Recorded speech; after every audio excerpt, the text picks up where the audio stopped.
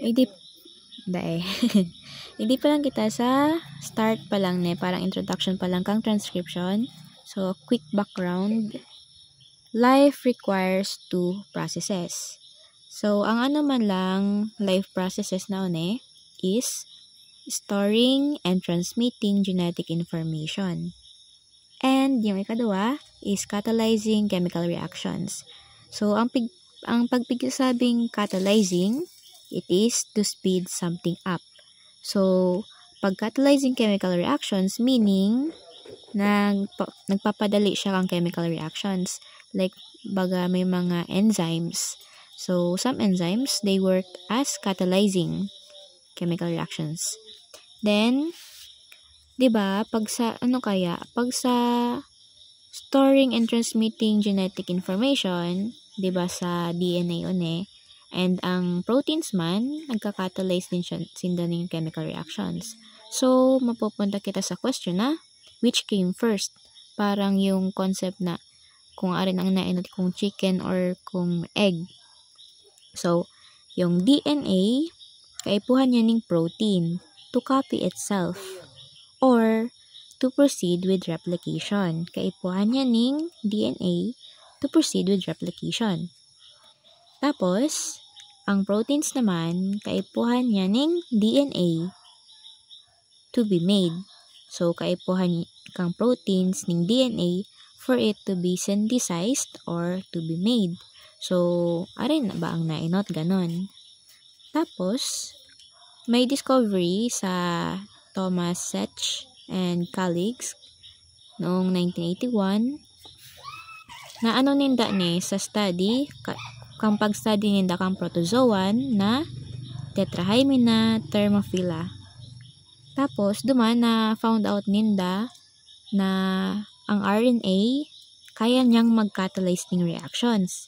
Same function sa protein.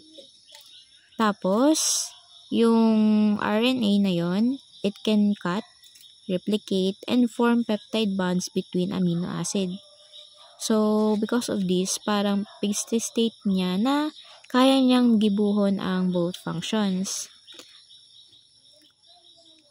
So, because of this, nainot ang RNA. So, kung ang hapot kung DNA or protein ang nainot, well, ang nainot is ang RNA. Oh, hindi mo katian. Tapos, pero, kung kaya naman sana mag-function both kang RNA, kaya na mag-catalyze, kaya na niya na mag-ano ning genetic information, hadaw ta na-replace ba siya kang DNA? Na-replace siya kasi, na-replace ang RNA as the genetic material kasi mas stable ang DNA. Kasi double helix siya. Double-stranded. Ay, parehas man lang. Kasi double-stranded siya. Yan. So, ayan. Then, hindi naman kita sa RNA structure. So, ano ba ang pagkakaiba kang sa DNA and sa RNA? So, ang pagkakaiba man lang kani, yung sugar difference niya, kasi may ribose and deoxyribose. So, pag sa RNA, ang RNA sugar is ribose. And the DNA sugar is deoxyribose. Tapos, baga yung sugar ninda. Yan. Ang sa ang sa DNA, yung sa second base ba yun? Something? Yagara, hindi ko sure. Mas ending sa second na niya, position. Yung lang siya, hydrogen lang. While sa RNA naman is OH. So, pag sinasabi taning deoxy, it means deoxy, missing oxygen. Kaya H lang ang yaon niya. Tapos, ang presence kaya kang OH, nakakaano siya. It makes it less stable and more reactive. Kaya dahil may presence ang RNA ning OH, mas na-replace lugod kang DNA ang RNA kasi mas stable siya. 'Di ba? Kasi pag sa RNA kaya, igwa siyang OH, kaya less stable. Pero dahil missing oxygen ang DNA, kaya na-replace niya sa RNA as the main genetic material. So, ayan. Tapos, ini man itong purines and pyrimidines. Nalingawan ko kung alin sa duwa talaga. Basta, di ba, nalingawan ko kung alin may 2 rings, ganon. So, ang hindi ko sure kung purine pyrimidine. Basta, matatandaan mo lang siya. Yung duwang ring, ang adenine and guanine, and single lang oning thymine and cytosine. Tapos, pag sa sa difference pa kang RNA sa DNA, yung base difference ninda. Pag sa RNA, na-change ang thymine into uracil. So, ang RNA is uracil and the DNA is thymine. So, ang niya pa, ang pagkakaiba, yung strand difference nila. Kasi ang DNA, double-stranded siya, while the RNA is single-stranded. Pero, ang RNA, kaya niyang ma-fold onto itself. Tapos, igwa siya, pwedeng magkaigwang double-stranded na RNA.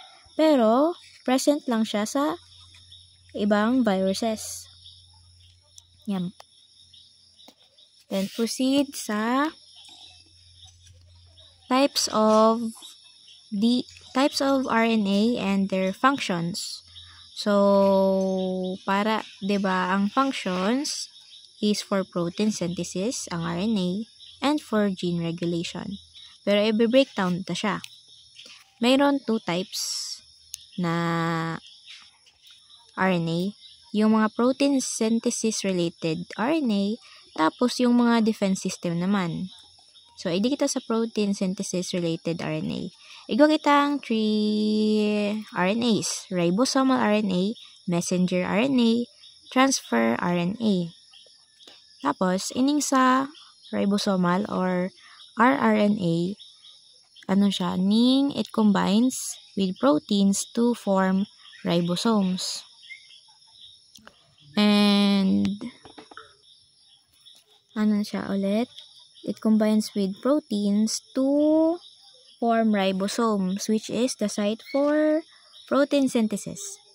And yung sa messenger RNA naman, or mRNA, it carries genetic information from DNA to ribosome para sa protein assembly. So, kung ang IgD for site kang protein synthesis, IgD is protein assembly. And igwa kita ning transfer RNA that links mRNA codons to corresponding amino acids. So, ano ka na itsura kang messenger RNA? Ano ka itsura kang ribosomal RNA? And ito yung sa transfer RNA. So, ining sa messenger RNA, di ba, nagko-combine siya with protein to form ribosomes. Yan, nagko-combine. And sa ribosome, baliktad. Ay, tama, baliktad. Baliktad. Messenger RNA, it carries genetic information. Yan, genetic information. Panina siya. Carries genetic information po bagaon yung may uracil, may adenine, thymine, guanine, cytosine. And then, sa ribosomal,